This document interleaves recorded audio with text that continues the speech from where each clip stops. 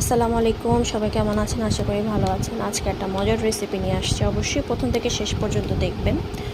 আমি প্রথমে এখানে পেঁয়াজ ভেজে নিচ্ছি, সাথে আমি কিছু চিংড়ি মাছ দিয়ে দিয়েছি। এখন এক এক করে সব রকম মশলা দিব, রসুন বাটা, হলুদ, মরিচ, লবণ পরিমাণ মতো সব নিজের স্বাদ মতো দিয়ে দিবেন, দিয়ে ভালো করে কষিয়ে নেবেন। আজকে আমি একটা টক মিষ্টি ঝাল এরকম একটা কম্বিনেশনে মিষ্টি কুমড়া রান্না করতেছি। অবশ্যই দেখবেন রেসিপিটা, আশা করি খুব মজা লাগবে আপনাদের কাছে। এখানে এক এক করে সব মশলা দিয়ে দিচ্ছি।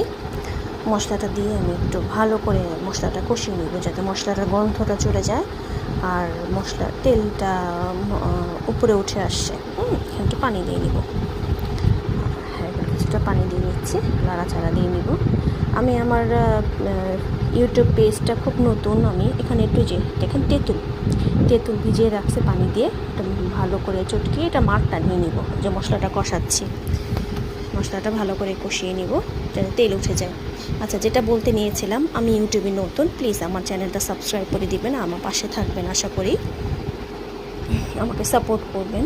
এখানে মিষ্টি কুমড়া কেটে নিলাম, মিষ্টি কুমড়াগুলো দিয়ে নিচ্ছি। মিষ্টি কুমড়া দিলে আবার মশলাটা ভালো করে কষিয়ে নিব, ঢেকে দিব। তারপরে মিষ্টি কুমড়াটা দিয়ে নিলাম, এখন নাড়াচাড়া করে নিব, নাড়াচাড়া করে নিচ্ছি। নাড়াচাড়া করে একটু কষিয়ে নেব, তারপর একটু পানি দিয়ে নেব, একটু যাতে মিষ্টি কুমড়াটা সিদ্ধ হয়ে যায় আর কি, এর জন্য একটু পানি দেব।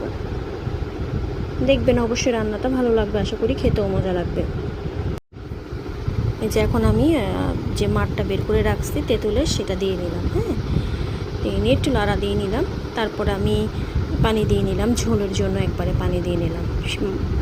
মিষ্টি কুমড়াটাও সিদ্ধ হয়ে যাবে আর হচ্ছে আপনার ঝোলও হবে। আর এখানে আমি চিনি দিয়ে নিলাম, সামান্য পরিমাণ চিনি দিয়ে নিলাম। আসলে রেসিপিটা ঝাল, একটু টক, একটু মিষ্টি, খুব মজা লাগে রান্নাটা। দেখতেছি সিদ্ধ হয়েছে কিনা, আসলে সিদ্ধ হয় নাই। এই যে আমি এটি কিছুক্ষণ ঢেকে আবার একটু নাড়াচাড়া দিয়ে নিব। আমার মিষ্টি কুমড়াটা প্রায় সিদ্ধ হয়ে গেছে। এখন একটু বাগার দিব, আমি রসুনের বাগার দিব। আমি সবসময় রসুন দিয়ে বাগার দিই, কোনো পেঁয়াজ দিই না সাথে। রসুনটা ভেজে নিচ্ছি, ভেজে রসুনটা বাগার দিয়ে নিব। এই যে আমার রান্নাটা প্রায় শেষ। খুব মজা হয়েছিল রান্নাটা, আপনারা অবশ্যই ট্রাই করে দেখবেন, আশা করি আপনাদের ভালো লাগবে। আমার পাশে থাকবেন, ধন্যবাদ।